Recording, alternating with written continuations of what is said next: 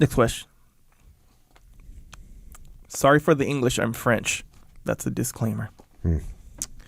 How can a man that has not grown up with the confidence and trusting male role models and mentors, sort of anti-Uncle Jake persons, only intellectual? I'm saying this without disrespect to these people. How can they become a confident man and develop the necessary man skills, quote unquote? Okay. It's interesting you can say man skills in quotes. Yeah. And I think we pretty much know what that means, right? Yes. Like we know what that means. So how do you do that? You don't have any positive role model around you that's like an Uncle Jake, which by the way, most people don't have an Uncle Jake. Yeah. Right? That's not normal to have Uncle Jake. Most people, you got what you got. And in this case, he's saying he's got like the intellectuals. So, my parents were college professors and they don't have any of these skills and they sit around and talk about philosophy, right? Now I can talk about philosophy well, but I can't fix my car. Yeah. Or I can't defend myself in a combat scenario in the streets. So what are you going to do? Okay, this is real simple. Go do things. Go do things. Start lifting weights. Learn how to deadlift. Learn how to squat. Yep. That's part about being a man, right? Sure. Physically strong. Yeah, physically strong. Learn some jiu-jitsu. I recommend that. Probably could have guessed that one. Yeah. Learning how to fight. Learning how to defend yourself. I just got asked this the other day. A kid came up to me. He's like, what should I do if I get intimidated by other people and I don't know how to react when people like get in my face? And I said, do you train jiu-jitsu? No. Start training jiu-jitsu. But then what? I'm going to fight everyone? No. You don't have to because you already know you can beat them up. Right. Now, if they attack you, yeah, you can beat them up. But if they are just getting in your face and trying to punk you and you look at them and go, hey, if you want to do this, let's do this, but I don't care. Yeah. I know you can come to my gym. I'll choke you out. Train some jiu-jitsu. So we got that one. Run, hike, sprint, climb, build things. Start building things. Rewire things. Do some plumbing. These things are not, they're not impossible to do. Now, it's going to take you longer, right? Like I've rewired my parts of my house. I've replumbed parts of my house, so done all the plumbing in parts of my house. Now, if you watch a skilled electrician do what I'm doing, it would literally take him 1/8 of the time, maybe 1/4 of the time, because or like the drywaller we were talking about earlier. A good drywaller, they are like masters. A good electrician, masters. A good plumber, they're smooth. Me, it's going to take a while. Sure. So, but what I'm saying is it's not impossible. Yeah. It's not impossible to do. And it'll take you more time, but you're learning how to do it. And that gives you, what does that give you? It gives you the self-reliance, right? Yeah. Hey, I can fix my electrical outlet if I need to. Yeah. So those are good things. Work on your car. Change your oil. Whatever. Do those things. Yeah. And again, those things, like I took electricity class in high school. Sure. Where we learned how to wire rooms and everything. Is that what it's called? Electricity It was called class? electricity class. Right on. I took electricity with Scotty was the teacher's name. Sure. Wait, you called him Scotty? Everyone called him Scotty. He was an older guy. Yeah. His name was Scotty. We all called him Scotty. Sweet. So Scotty, but we learned how to wire houses and all that. Yeah.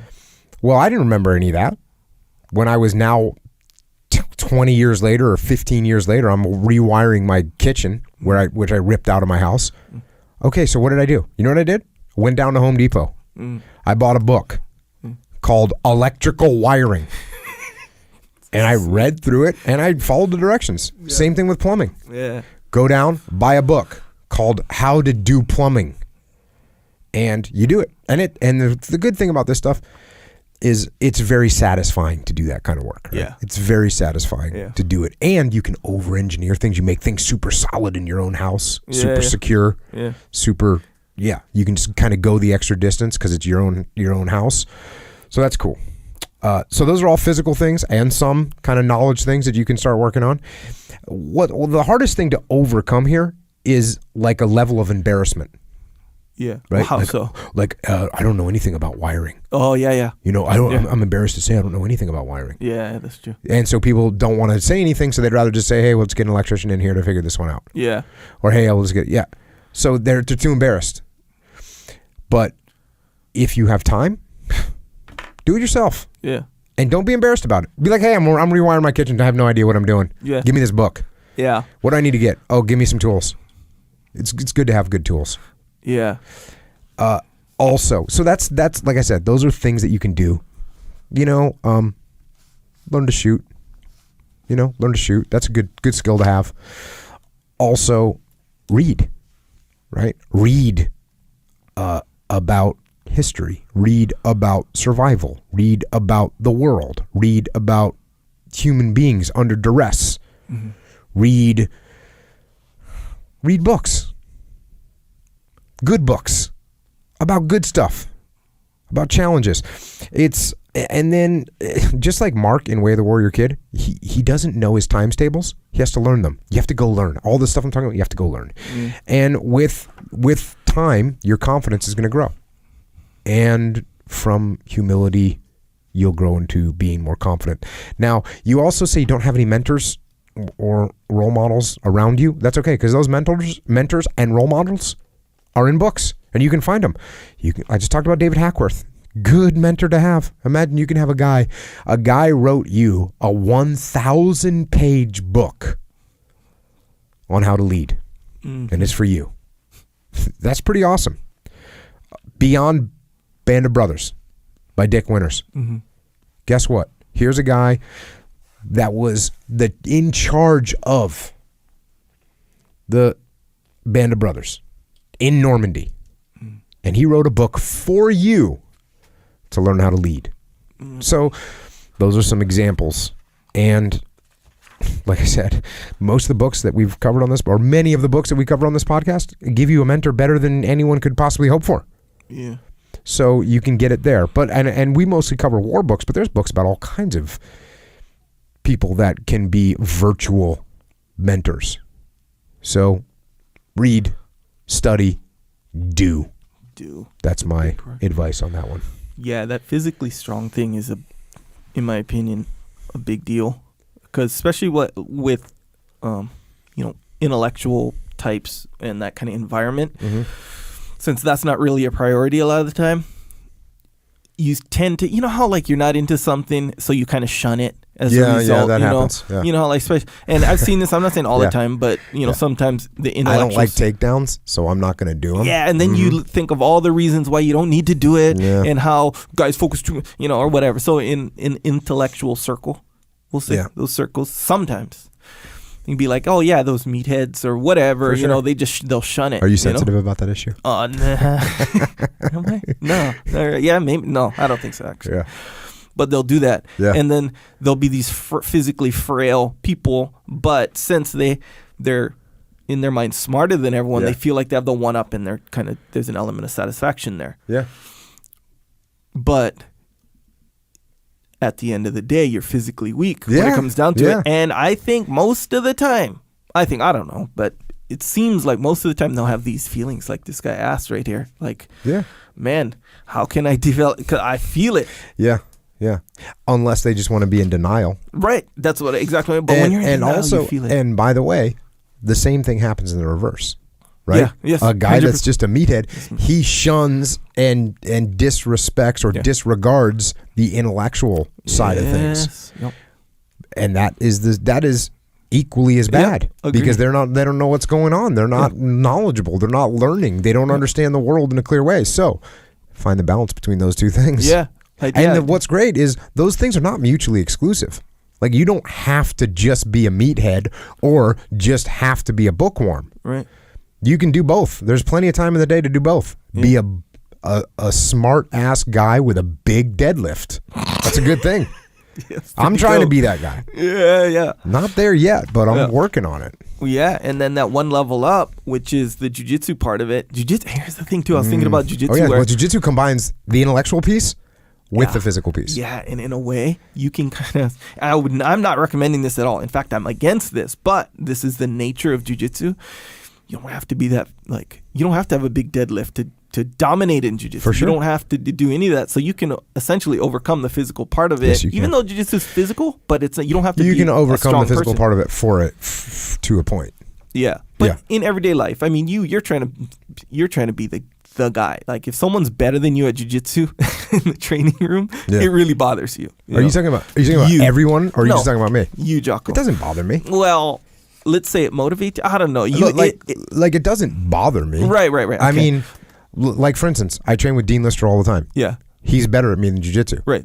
I every day want to train with him. Right. So it doesn't bother me. Yes. Not bother, but like, I don't know, compels you. It compels me. Like, yeah. you know, Well, maybe it does. Like, I hate it. at the end Is of that the bothering? day, deep down, Yeah. it depends on what you mean by bother. It's but funny. You know what I I'm hate saying. it. I do. I hate it, and I love it. And Right. we were just joking about it the other day because we got into a little scrap yesterday. Yeah.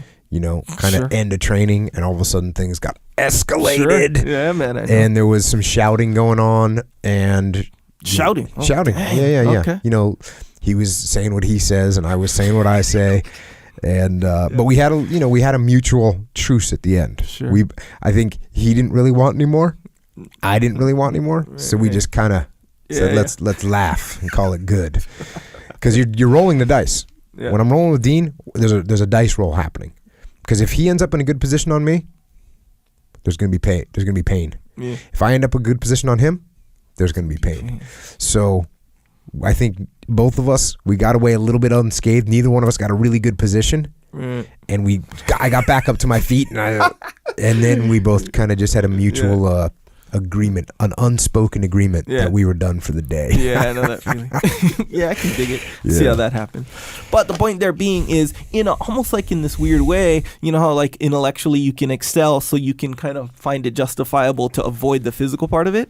It's almost like you could almost say the same thing about jiu-jitsu. You could still be effective in defending Yeah. yourself without be physically strong necessarily. Right. But But my point is that there's a limitation to that.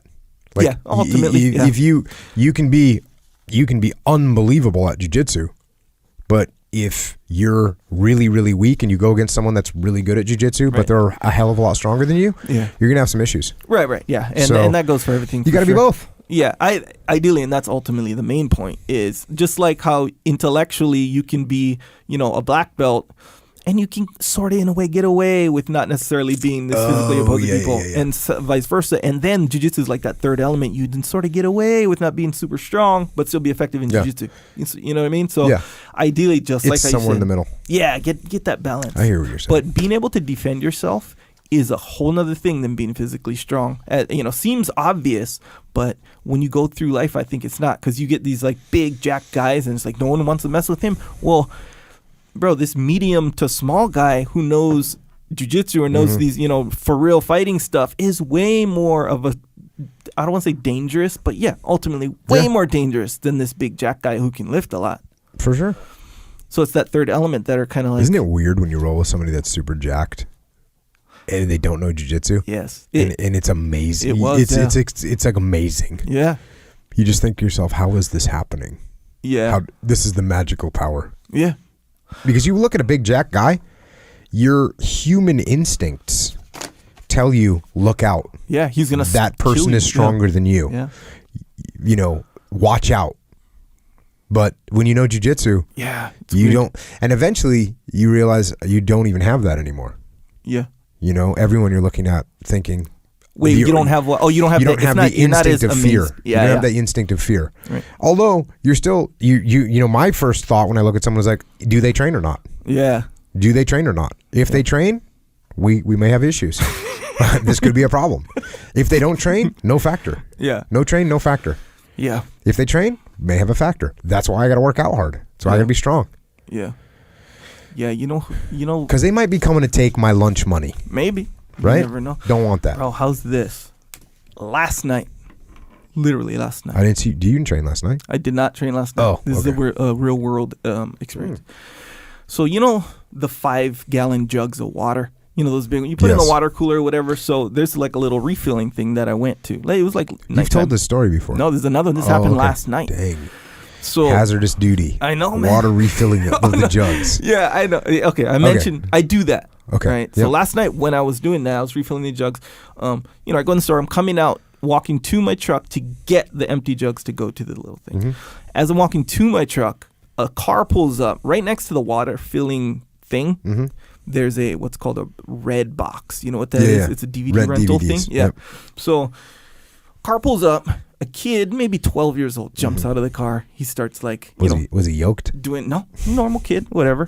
And from in the car, there's a male, probably his dad, someone, maybe his stepdad, really. And immediately the dad starts yelling at him. Mm-hmm. Like, just put it in the thing, and just to the point where I thought he was kind of joking. Mm-hmm. Where, because I'll joke with my daughter like that. I'll Yeah. be like, kind of like how you'll do sometimes. I do that. Yeah, sometimes. you'll get and it sounded like a joke. Mm-hmm. But I was like, bro, this guy's serious. And the kid is like, you could tell he was kind of used to it. You know, he was like, I'm trying, whatever. Yeah. And that kind of the whole parking lot could hear. Yeah. And this is at nighttime. Just to give you a setting. So I'm walking to my truck. I'm like, bro, if I get to this place and this guy's still there, not even yelling, I'm there, I'm going to have to say something. Not be a dick. Not be like, hey, don't talk to him like that. I'm going to try to solve this problem. Mm-hmm. Be like, hey, this kid, whatever. I had this little thing. Before I knew jiu-jitsu or anything like that, I wouldn't have messed with it.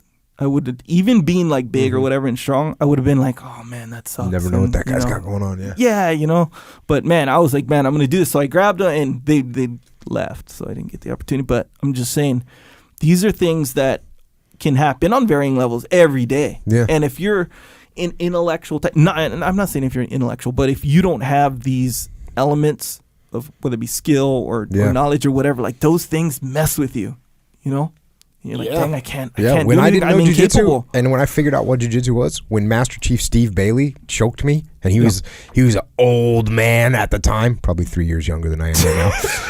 And I was thinking to myself, how did this guy just do this to me? That's insane. That's completely insane. I need to learn whatever he knows. Yeah. Teach to me whatever you know, because I don't want to feel that way ever. Bruh, and then you're training it, like, let's say you train for 5 years. For 5 years, you're training not against people who don't know. You're training against people who do know. Yeah. Dangerous people who do know, like, how to defend your shit. And then you go in the real world. What's happening? Yeah, this guy has no idea how much control you have over him. And you didn't even touch him. Yeah. I see. Yeah. It's totally true. So, yeah, this whole thing where, I mean, your thing about his problem was like when people get in his face or whatever. His problem wasn't getting beat up. It was when people get in your face and how you react and how you feel and stuff. Bro, that feeling, gone. Yeah, because you're right. You're 100% right, because he said he wasn't scared of fighting. He was saying, like, I might get in trouble. He didn't like how he felt. He felt like he should do something, and he felt like a wimp, basically. Yeah. When you know that you can destroy someone, then it doesn't matter. Yeah. You just think they're an idiot. Yeah. You beat them. You get the strength and the skills, and you actually beat them on an intellectual level. Boom. So it's like a double gravitational effect on that one. All right. So yeah, if you can get those three, intellectual, psychological, whatever, mental, physical, and skill-wise defending yourself, bro, that's the three right there. It's good stuff.